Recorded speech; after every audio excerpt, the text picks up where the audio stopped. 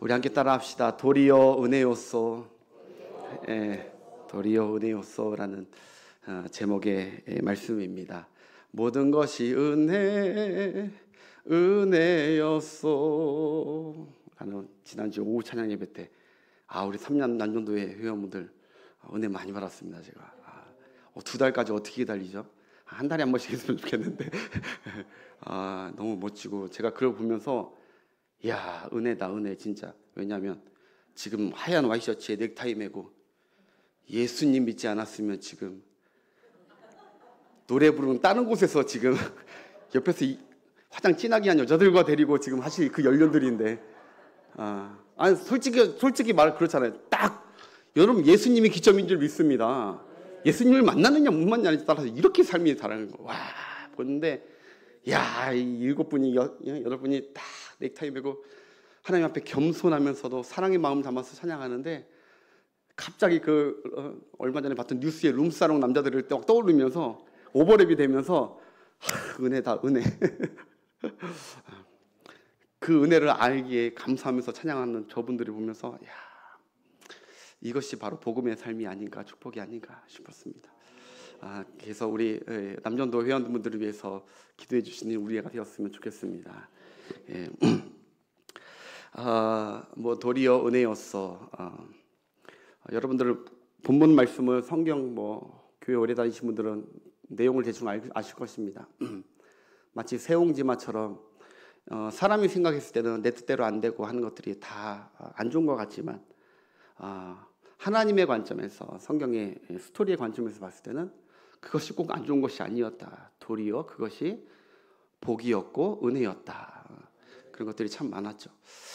이런 건 일상 가운데 우리가 참 많이 깨닫는 것 같아요. 저도 음식 먹으러 다니면서 점심때나 이렇게 다니면서 꼭 이거 먹고 싶었는데 그 집에 꼭 갔는데 하필이면 그때 문이 닫는 때든지 막 줄을 한 20열 대기해가지고 오늘 내가 계획했던 모든 것이 숲으로 다 돌아가고 말짱 실패한 것 같은데 어떻게 검색해가지고 갔다 온 그 옆에 집, 근처의 집을 갔는데 세상에 알지도 이렇게 맛집이 있었다니.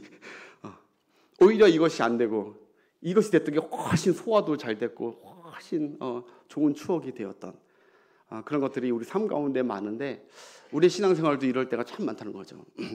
그런 자잘한 일들 말고 참 평생 내가 추구했던 거 이렇게 돼야만 해야 되는 아주 그냥 이를 악물고 살아왔던 그 모든 것이 안 됐을 때 우리는 이것이 실패라고 생각하고 망쳤다고 생각하는데 그것이 아닌 것을 우리가 성경에 보면 참 많이 알 수가 있습니다. 대표적인 게 아마 오늘 본문이라고 할 수가 있어요.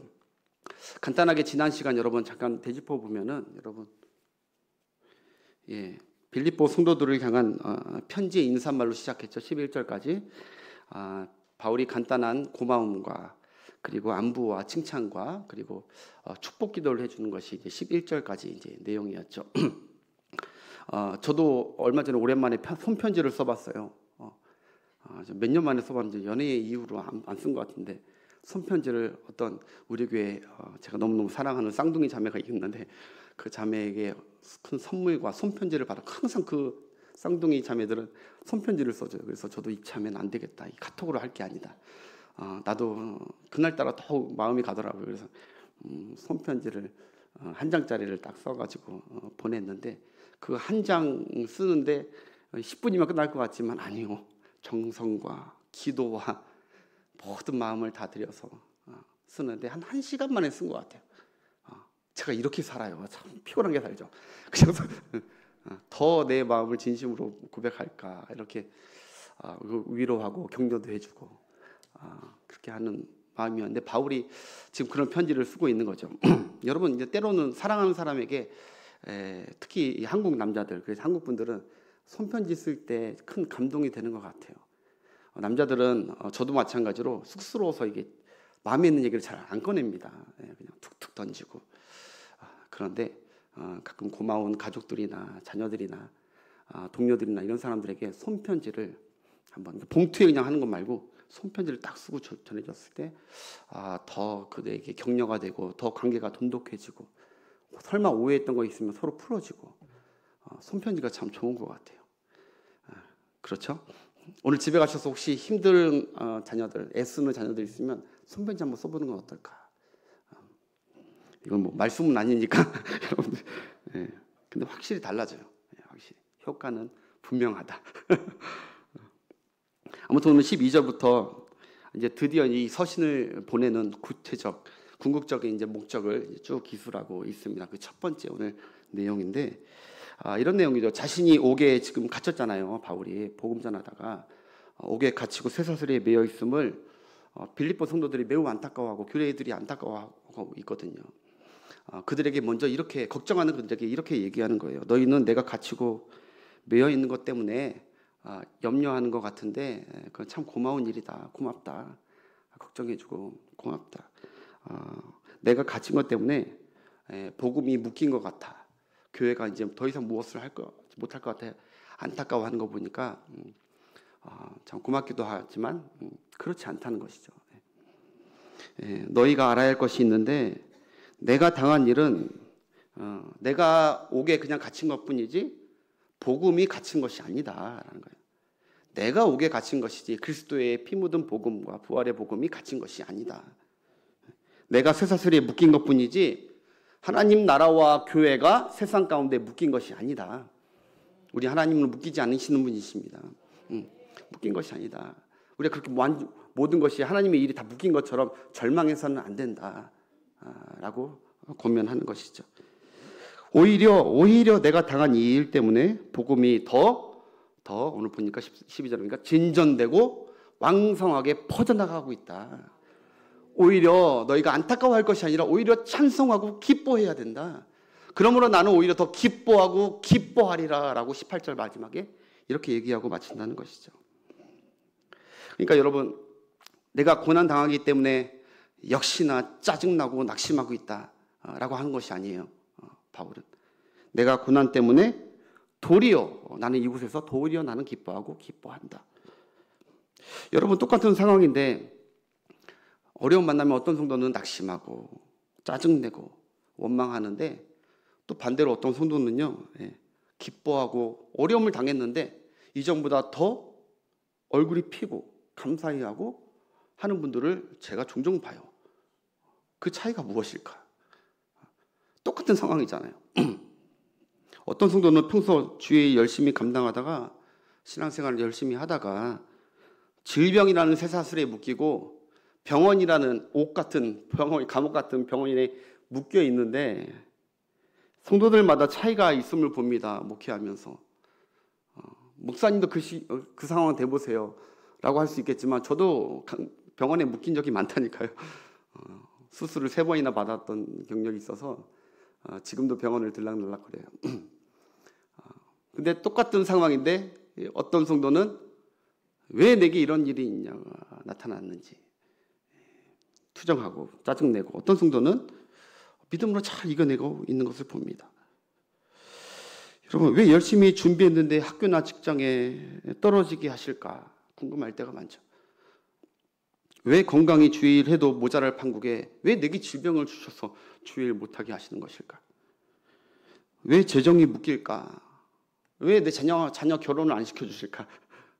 왜 주일 하는데 내가 다른 것이 아니라 주일 열심히 감당하고 있는데 왜 자녀를 주시지 않을까?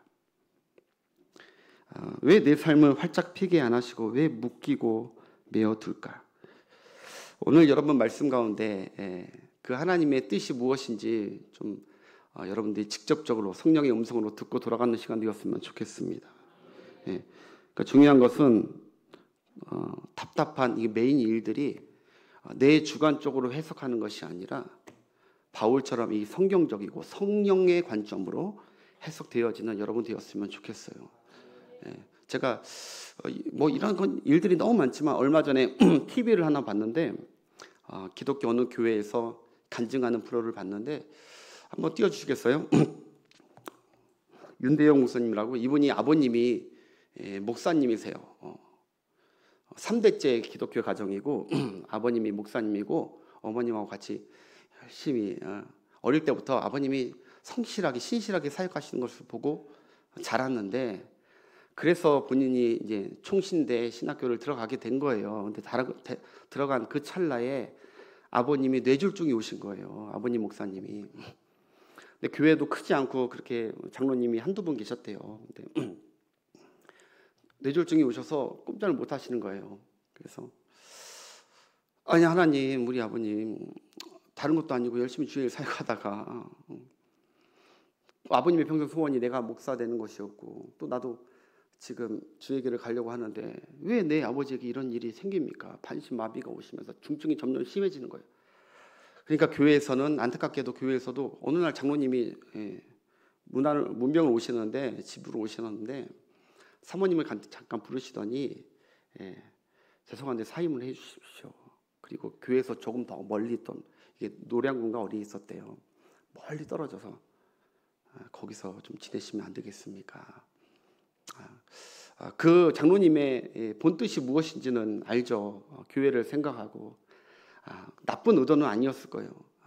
덕스럽고 아무래도 그런 분 이렇게 담임 목사로 설교하고 막 하다 보면은 은혜가 확 다가오지 않으니까 그렇게 했는데 이 당시에 이제 전도사 시절 때 이 목사님은 너무너무 서운했던 것이죠. 이게 무엇인가?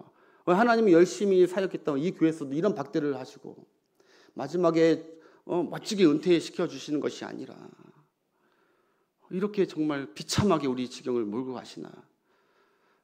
그래서 이 시간이라 이 총신대를 얘기를 하다가 이 총신대를 다니지 말아야지 하면서 내가 무슨 주의 일을 하는 사람을 이렇게 만드신 하나님을 내가 뭐하러 섬기고 증거를 하겠나.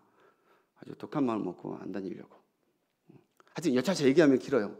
근데 그 안에서 이분이 신대원까지 아버님께서 마지막에 하신 말씀이 계시고 그래서 신대원에 가서 그래도 깨어진 마음으로 다녔는데 신대원 때 은혜를 받은 거예요. 하나님을 만났어요. 기도하다가 소래 거기서. 그래서 은혜를 받고 주님을 만나고 그리고 어떻게 하나님께서 길을 여셔서 이분들을 미국으로 보낸 거죠. 근데 미국에서 생활이 녹록지 않았지만 거기서 하나님을 신실하게 그래도 공부하면서 하니까 여러분 LA에 가보면은 여기 사랑의 빛 선교교회인가요? 그렇죠? 굉장히 넌 몰랐는데 한 2~3천 명 모이는 큰 교회에 이분이 후임 목사로 가게끔 하나님께서 허락해 주신 거예요. 그러면서 내 모든 삶을 돌아봤을 때 그때 하나님이 그런 상황이 아니고 내가 계속 그랬으면 아버님들이 여기서 조그만 게 막 할 수도 있겠지만 크고 작은 게 문제가 아니라 하나님께서 제게 주신 마음이 있었대요. 하나님이 너를 향한 크고 놀라운 사랑과 계획이 있다. 너를 향한 크고 놀라운 사랑과 계획이 있다. 그걸 붙들고 이제 그 사역을 하게 돼서 지금은 미국에서 아주 알아주는 너무너무 은혜로운 말씀과 이분의 인품이 행복한 신앙생활, 행복한 목회예요. 전혀 상처와 전혀 그런 게 없는 사람처럼 항상 밝고 항상 웃고 항상 기뻐하고 얼마나 인자하게 사역을 잘 하시는지 모르겠어요. 이걸 보면서 저는 이찬수 목사님도 생각나더라고요. 여러분 아시겠지만 이찬수 목사님이 아버님도 그렇게 조그마한 시골 개척교회에서 평생 헌신하시다가 40일 금식기도 하신 그 마지막 찰나에 하나님께서 부름 받으셨을 때 이찬수 목사님이 하나님의 이 계획을 내가 어떻게 받아들여야 될지 괴로워하면서 목회를 가야 되냐 말아야 되냐 이런 갈등에서 되돌아서 지금 생각해 보니까 그것이 다 하나님이 자기를 향한 아버지의 기도의 소원이 들어진 것이고 자기가 이렇게 쓰임받게 되는 놀라운 은총이었다는 것이죠. 여러분 무슨 말씀인지 이해가 되시죠? 예. 그러니까 지나고 나면 우리가 예수 믿지 않는 사람들이나 신앙이 연륜이 없는 사람들은 늘 상황을 봤을 때 특히 안 좋은 상황 오면 근시적으로 보죠. 이게 왜 나한테 왔냐? 근시적으로 보지만 성경을 알고 성경의 사람은 원시적으로 멀리 봅니다. 멀리. 할렐루야. 그래서 쉽게 속단하거나 쉽게 하나님에 대해서 이 상황에 대해서 판단하거나 평가하지 않죠. 그럼 왜 짜증내지 않죠? 바울이 이제 신앙 깊으니까 이제 바울이 처음에는 여러분 감옥에 왔을 때 그도 왜 시리에 빠지지 않았겠어요? 그래 묵묵히 기다리고 있는 상황을 지켜보니까 도리어 이것이 하나님의 은혜였다는 것이죠. 우리를 향한 그리스도 이 복음의 전파를 향한 나의 꿈을 이루기 위한 더 놀라운 하나님의 계획이었다는 것입니다. 아무튼 여러분 오늘 말씀을 본문을 보면 세 가지를 말씀드리고 싶어요. 나의 매임, 이 매임이라는 단어를 세 번이나 나옵니다. 그러면서 제가 쭉 묵상해 보니까 이 매임에 좋은 은혜들이 있더라고요. 주님께서 바울을 묶어두신 이유 세 가지가 있는 것 같아요. 첫 번째 매임은 따라합시다. 멈춘 게 아니라 도리어 전진하게 하셨다. 아멘. 네. 바울이 누가 봐도 다 바울이 멈춘 것 같고 다친 것 같고 스탑인 것 같지만 아니다. 바울의 꿈과 바울이 전한 복음은 여전히 전진하고 퍼지게 되었다. 12절을 보겠습니다. 시작. 형제들아, 내가 당한 일이 진전이 된 줄을 너희가 알기를 원하노라. 아멘. 지금 내 상황만 보지 마라. 나를 보면서 안타까워하지 마라. 이걸로 인해서 지금 하나님이 하실 일을 봐라. 복음이 더 내가 갇혔다고 복음이 멈추고 있느냐? 아니다. 복음이 더 퍼지고 있다. 13절 한번 보겠습니다. 이러므로 나의 매임이 그리스도 안에 시위대의 안과 그 밖의 모든 사람에게 나타났으니. 아멘. 나는 여기서도 내 복음은 매이지 않았다. 멈추지 않았다. 여기서도 시위대 안에서 사람들에게, 군대들에게 복음을 전하면서 하나님이 그렇게 하게 하셨다는 것이죠. 예. 지금 바울은 분명히 좁은 감옥에 매여 있고 멈춰 있습니다. 그래서 바울뿐 아니라 모든 사람들이 이제 스탑, 멈췄다. 마치 코로나처럼 멈췄다 이렇게 생각이 된 것이죠. 그러나 바울이 묶였다고 다시 한번 얘기하지만 복음도 묶인 것이 아니라는 것이죠. 바울이 사라졌다고 하나님도 사라지신 것이 아닙니다. 하나님은 여전히 일하고 계시고 복음은 오히려 바울이 갇히기 전보다 더 전진하고 일하고 계시는 그 하나님의 역사를 믿읍시다. 내가 묶였다고. 여러분 생각해 보세요. 기차가 터널에 들어가면 여러분 멈춘 것 같이 보입니다. 기차가 이렇게 쿵 터널에 들어가면 우리 거시적으로 봤을 때는 멈춘 것처럼 보여요. 그러나 기차가 어두운 곳에 갇힌 것 같지만 기차는 계속해서 가고 있는 것이에요. 나중에 터널 끝부분에 보면 기차가 툭툭툭툭툭 여전히 나와 있죠. 우리가 봤을 때는 멈춘 것 같지만 하나님은 하나님의 일을 하고 계시는 거예요. 여러분 비행기가 쭉 날아서 구름 위로 쏙 들어갔다고 그러면 구름이 비행기를 먹은 거고 비행기가 사라진 것입니까? 그런 것이 아니죠. 구름 위로 들어갔다는 것은 그곳이 더 안전한 곳이고 그리고 계속 비행기는 목적지를 향해 가고 있다는 것이에요. 세상 사람들은 요 거시적인 것만 보지만 우리는 믿음의 눈을 들어 바울처럼 하나님이 하실 일을 생각해보면 성경을 생각해보면 하나님이 다치고 멈추고 캄캄한 것 같아도 실패한 것 같아도 아니 하나님은 여전히 나를 향한 선한 뜻과 사역이 있다면 그것을 진행하고 계신다. 진행하고 계신다. 사랑하는 여러분, 여러분이 복음을 위해 살다가 사명을 위해 살다가 일이 안 풀리고 막힐 때가 있습니다. 우리가 신이 아닌데 어떻게 일이 하는 족족 잘 풀립니까? 그렇다고 여러분 하나님도 올 스톱하고 계신 것이 아닙니다. 어떤 분 여러분 꿈도 스톱하고 계시고 여러분 기도도 일단 중단, 응답 일단 중단하고 계시는 게 아니에요. 여러분이 기도한 것이면 하나님은 그 기도를 듣고 계속해서 응답하실 때까지 일하고 계획하고 계십니다. 여러분들이 자녀를 위해서 기도하다가 중단하더라도 하나님은 첫 번째 들었던 자녀 기도까지도 듣고 일하고 계시는 거, 하나님의 힘을 믿으세요. 내가 멈췄다고 하나님도 멈추시는 분이 아니에요. 여러분을 멈춰버리시고 매이게 하신 이유는 바로 이거죠. 여러분이 멈춰도 주님은 일하고 계신다는 것을 일깨워주기 위해서. 나는 멈추지 않는다. 감옥의 시간, 터널의 시간은 지나고 나면 우리가 깨닫게 되듯이 아까 그 기차처럼 지나고 나면 하나님은 내 삶 속에서 하루하루 아침마다 새롭고 늘 새로우니 주님이 성실하심으로 일하고 계셨던 것을 맨 마지막에 우리가 고백하게 될 줄 믿습니다. 그 대표적인 사람이 요셉이잖아요. 요셉. 그 하나님이 요셉을 추락시킨 것 같고 삶을 멈추게 하신 것 같고 퇴보시킨 것 같고 꼼짝도 못하게 하신 것 같지만 아니요. 그렇지 않았어요. 하나님은 오히려 계속 일하고 계셨고 계속 요셉을 향한 목적지를 향해서 하필이면 그때 노예 상의를 만나게 하시고, 하필이면 그때 억울한 누명을 씌우게 하셔서 감옥에 가시고, 하필이면 그때 술 맡은 관원장과 떡 맡은 관원장을 만나게 하시고, 하필이면 그때 잊어버리게 하시고. 여러분 나중에 얘기하면 잊어버린 것도 2년 동안 잊어버린 것도 은혜예요. 그때 이집트의 역사가 있더라고요. 아무튼 그건 다 너무 길어지니까. 하여튼 다 은혜예요, 은혜. 아니, 짜증난 게 아니라 아멘이 작으니까 그러는 거 아니에요, 내가. 은혜. 그래서 나중에 하나님이 그 이스라엘 구원하려고 하는 그 은혜. 우리가 생각할 때는 왜 하필이면 이러지만, 아니, 하필이면 그때 하나님께서 멈추게 하신 것이 은혜였다. 저도 여러분 강준사 시험 여러분 저 한번 떨어졌어요. 아시겠지만 이게 뭔가 창피하고 실패했다. 나는 멍청해. 그러면서 자책할 뻔도 했지만 지나고 나서 보니까 한 번 쉬게 한 것이 은혜더라고요.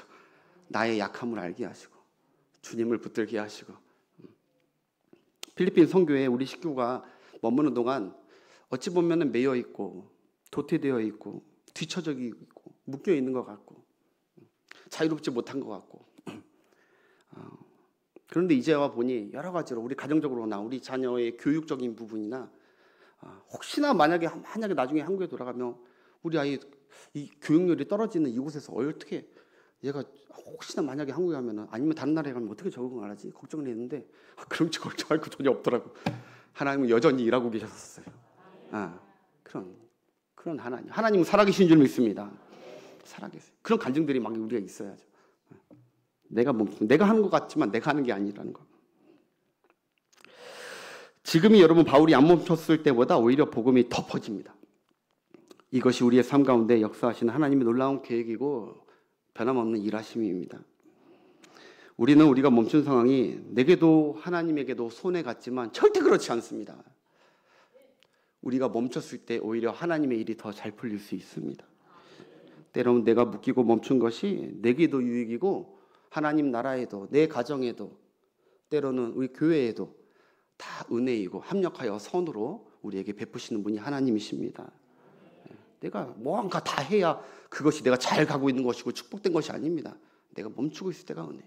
어제 제가 자기 계룡에 어떤 AI 무슨 목회 세미나가 있어서 다녀왔는데 거기서 한 장로님하고 같이 식사를 하는 거기 계기가 됐는데 이분이 은퇴하신 장로님이세요.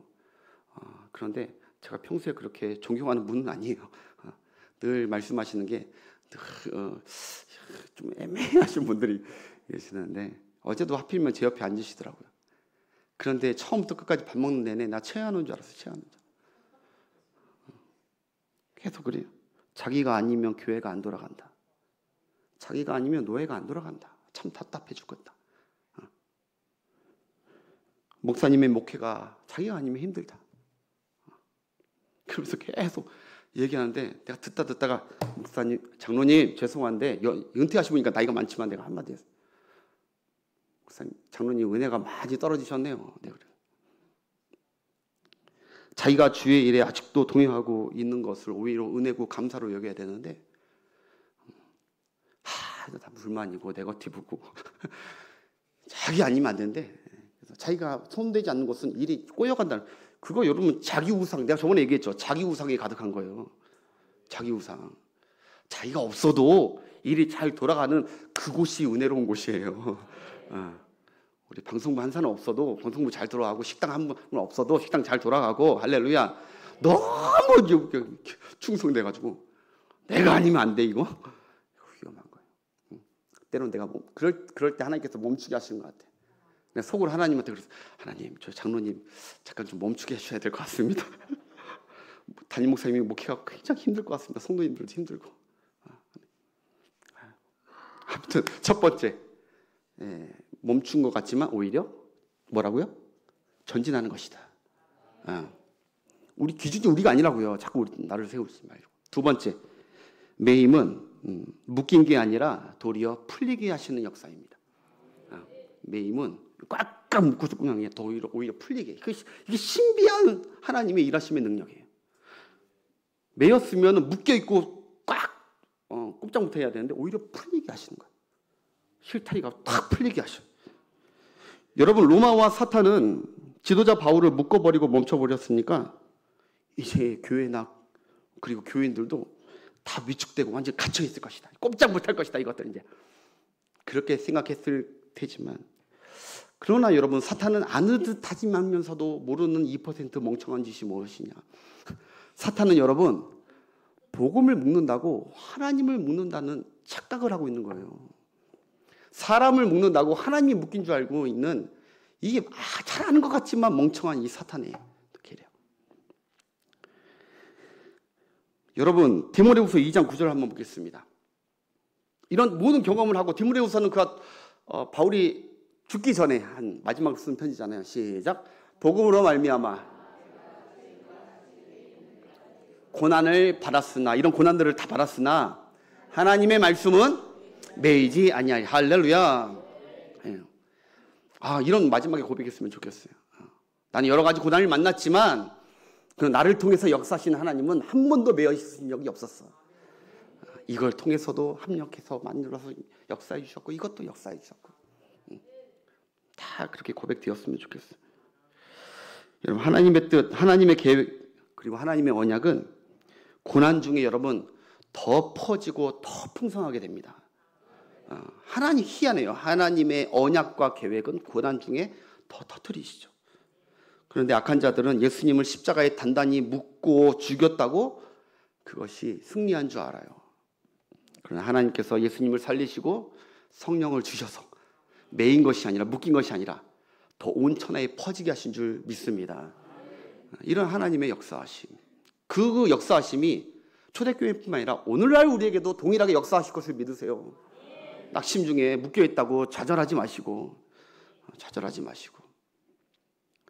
여러분, 지금 여기 이 당시 교회들마다 바울이 잡혔다는 소식에 모두 다 위축되고 숨고, 그리고 흩어지는 것이 아니라, 야, 큰일 났다, 우리 다 잡혀 죽겠다, 이렇게 이러는 것이 아니라 오히려 더욱더 하나님께서 담대하게 복음을 선포하게 하셨대요. 우리 14절 보겠습니다. 14절 시작.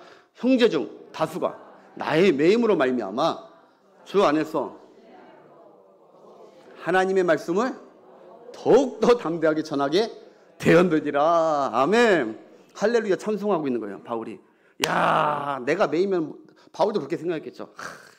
교회가 어려울 텐데 아니었다는 거예요. 가서 보니까, 와, 이 성도들이 이렇게 믿음이 좋은 성도인지, 하나님이 이 성도를 통해서 얼마나 놀라운 일을 하고 계신지 내가 여기 안에서 이제 깨닫게 되었다는 것이죠. 놀랍죠. 교인들이 도리어 도전받고, 우리도 바울처럼 담대하게 전하자, 우후죽순처럼 다 일어나서 거기서도 기꺼이 내가 받은 복음을 바울처럼 전하도록 하나님께서 섭리하신 줄 믿습니다. 그런 것 같아요. 마치 향수 캡슐을 터뜨리면 온 방에 그 향기가 팍 퍼지듯이. 사단이나 로마는 실수한 거예요. 물론 다 하나님의 섭리겠지만, 묶인다고 성령 충만한 자는 묶으면 묶을수록 더 그리스도의 복음을 퍼지는 줄 믿습니다. 그리스도의 향기가 나요. 더 기뻐하고. 그러니까 신기한 거예요. 복음은요, 말로 하는 게 아니에요. 삶으로 드러나는 거예요. 삶으로. 묶으면 묶을수록 이상하게 더 터져. 더 눈물로 감사가 나오고. 바울 한 사람에게 고난을 준 것이 오히려 잠자던 수백 개와 수천 개의 교회 성도들을 깨우는 기폭제로 하나님께서 역사하신 것입니다. 네, 다큐멘터리를 보니까 여러분, 얼마 전에 보니까 어미 사자가 새끼들을 지키려고 하이에 나오고 막 이렇게 싸우다가 위태한 지경을 당하니까 새끼 사자들이 용감하고 담대해가지고 해가지고 달려드니까 막 하이에나들이 막 도망. 고난 중일 때 오히려 가족이 떡떡 뭉치는 거예요. 엄마가 위태하고 지도자가 위태하고 그럴 때 주변 사람들이, 하나님의 은혜는 그런 것 같아요. 오히려 더 단단히 의기투합해가지고 우리가 다 살아나야 된다. 그래 같이 죽자 이가 아니라 다 살아나야 된다 하면서 의기투합해서 나가는 게 교회인 줄 믿습니다. 그래서 코로나 시기 때 오히려 더 한국 교회가 더 영적으로 각성되고 더 일어나게 되잖아요. 잠깐 어려움이 있었지만 오히려 그 코로나를 통해서 하나님 멈추게 하신 이유들이 있더라고요. 그것을 통해서 가정마다 어디마다 온라인 통신이나 여러 가지 복음의 매체들이 더 풍성하게 많아져서 언제든지 삶 가운데, 언제가 우리가 맞을 시에 되면은 이럴 때가 오잖아요. 교회에 핍박이 오고 흩어질 때 우리가 스스로 믿음을 지킬 수 있는 그런 좋은 경험을 할 수 있는 게 코로나 때였어요. 아무튼 여러분, 그러므로 때론 고난의 매임이 더 좋은 쪽으로 일어나고 깨우는 사실을 우리가 알아야 되고, 이것이 하나님의 신비한 역사이죠. 전화위복. 복음 안에 겪는 고난은 지나고 나면 다 오히려 은혜가 된 줄 믿습니다. 낙심하지 마세요. 낙심이 되겠지만 초반엔 빨리 믿음으로 일어나셔야죠. 이렇게. 얼마 전에 북한 선교회 이 온성도 선교사님, 여러분 다 간증 듣고 은혜 받으셨잖아요. 왜 내가 감옥에 가야 되는지, 이러면은 북한에 이거 탈북하는 그 사람들을 어떻게 해야 되는지 심히 걱정이 되고, 하지만 하나님은 그 가운데서 다 일을 하시잖아요. 할렐루야.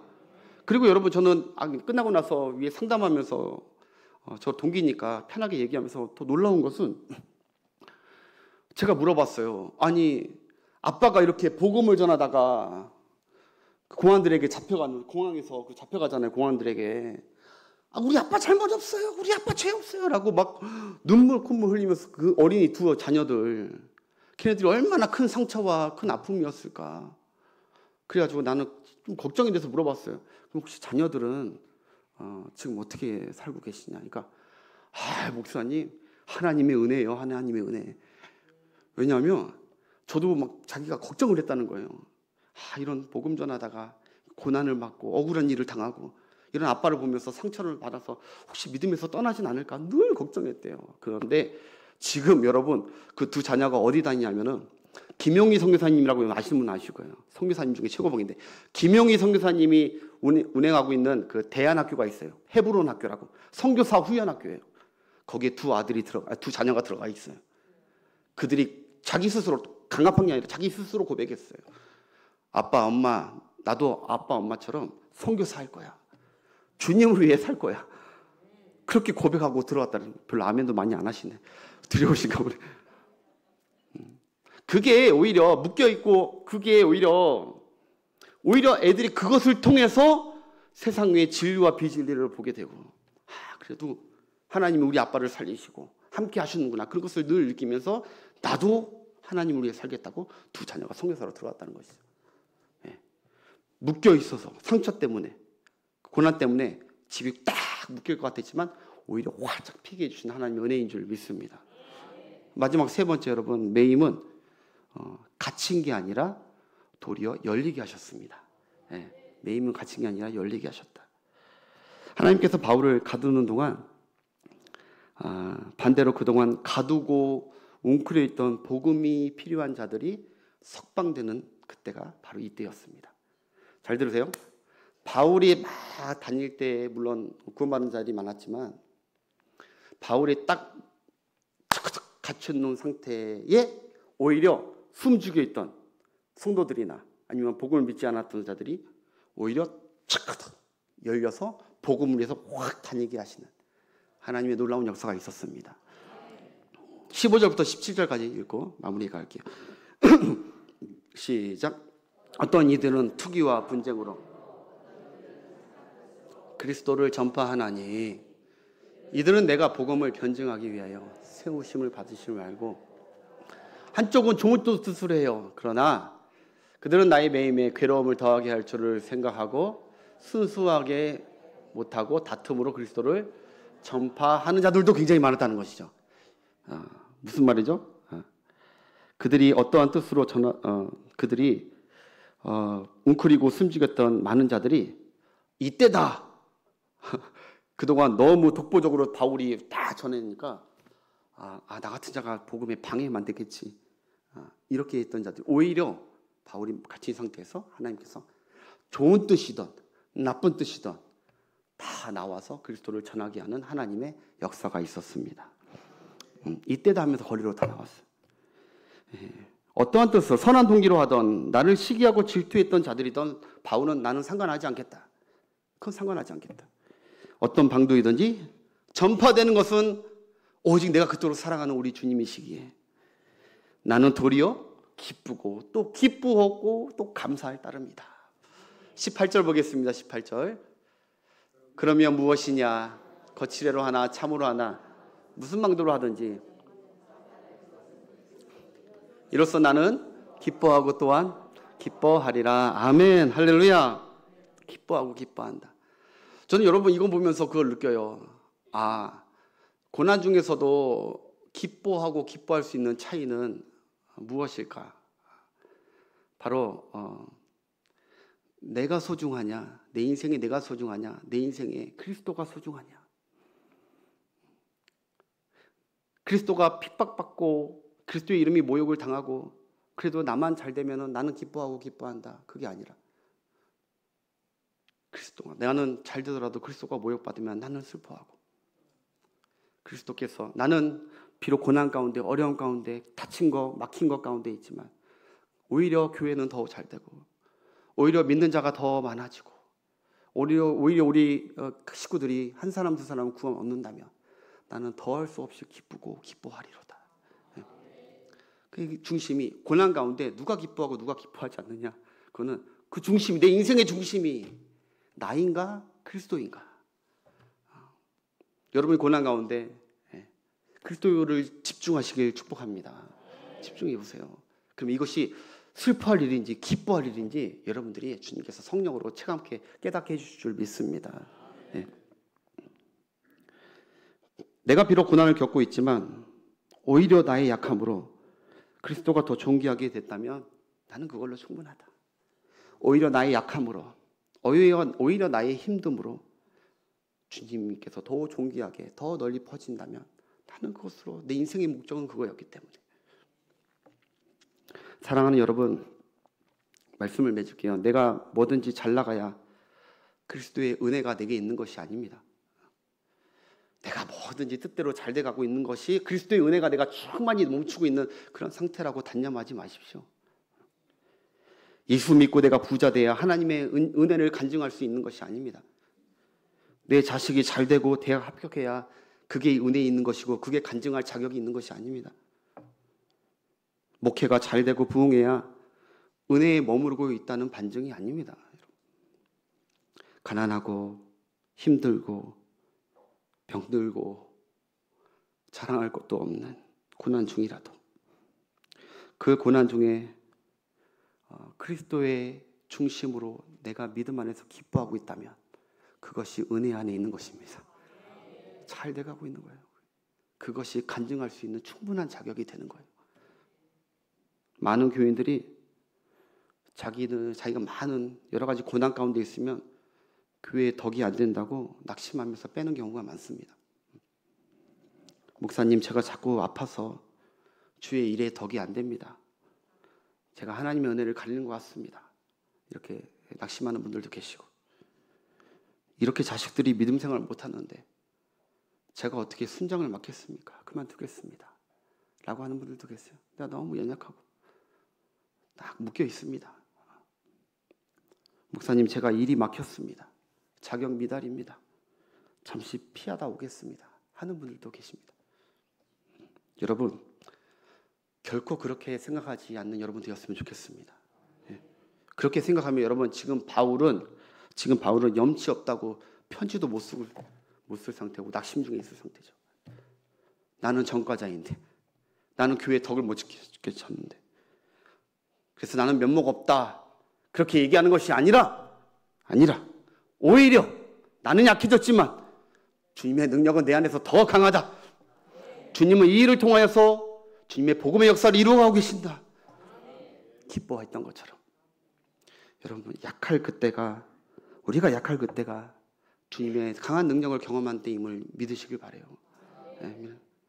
목회 일을 할 때도 여러분, 목회가 잘 안 되고 약해 있을 때 그때가 더 저도 조금씩 철이 드는 것 같은데 그때가 더 내가 하나님께 낮아지고 더 하나님께 매달리고 더 하나님의 만져주심과 은혜가 더 충만한 것 같아요. 내가 약해 그때. 어찌 보면 여러분이 자격 없고 연약하다는 그때가 하나님께서 가장 여러분들 유용하게 쓰고 계시는 그때인 줄 믿으세요. 그때가 오히려 주님께서 도리어 계속 전진하고 계속 풀어가고 계속 열어가고 계시는 은혜의 때임을 믿으시길 바랍니다. 우리 싱어분들 앞으로 나오시고, 약하다고, 묶였다고, 그걸 보시면 주님이 좀 안타까워하실 것 같아요. 그때 나를 붙들어야 되는데, 그때 내가 할 일을 주목해야 되는데. 우리 함께